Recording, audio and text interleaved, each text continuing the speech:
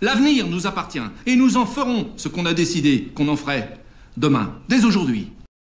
Maintenant, je vais installer le secours dans la sellette.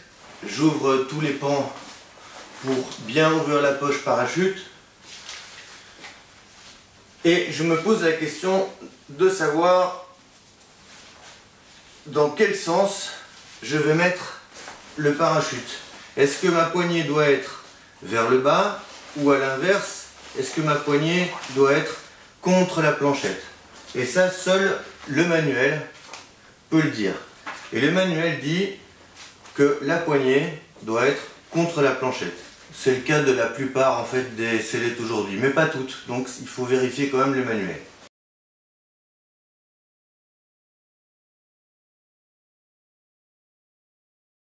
Je vais prendre mon maillon, je vais passer mon joint torique dedans, refaire un demi-tour,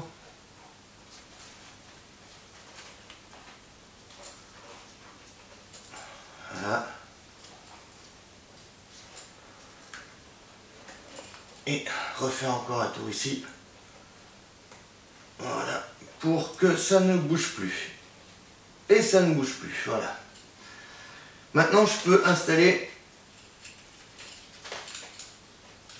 mon parachute de secours. De nouveau un petit coup de clé parce que il est aussi à l'intérieur, donc je ne verrai pas non plus si jamais les élévateurs se détachent.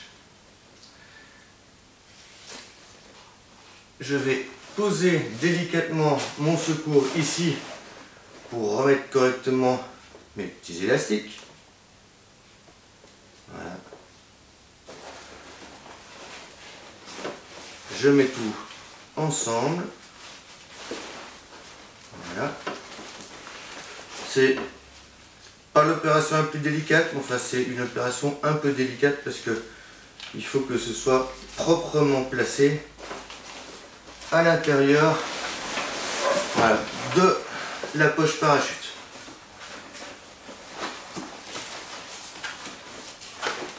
Et je l'introduis à l'intérieur donc de la poche parachute. Voilà. J'ai donc bien ma poignée qui est contre ma planchette et j'ai plus qu'à fermer tous mes volets. Alors comme je vous l'avais dit, moi pour la fermeture des volets je suis un inconditionnel plutôt du rotofil parce que c'est rigide, c'est facile à utiliser, mais on peut éventuellement, voilà, je vais vous donner un exemple, passer une suspente. Mais vous voyez déjà rien que là c'est un peu plus compliqué. Et puis l'inconvénient de la suspente, je vais prendre une ouverture au hasard, c'est que quand on ferme, si je la lâche, elle ressort. Donc, comme vous pouvez le voir sur les volets, il y a des numéros, le 1, le 2, le 3, le 4 et le 5. Il suffit de les suivre. Le 1 qui va aller fermer le numéro 2. Vous voyez, avantage du rotofil, quand je le lâche, ça marche, ça tient tout seul.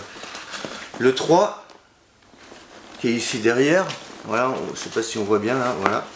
Le 3 va venir fermer le numéro 4.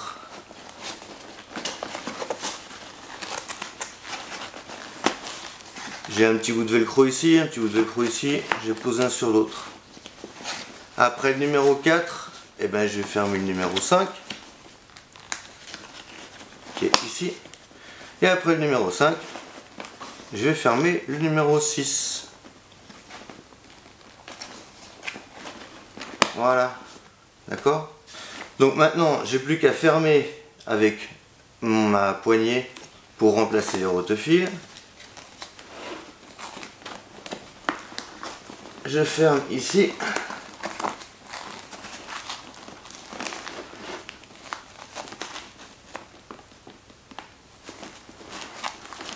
Voilà.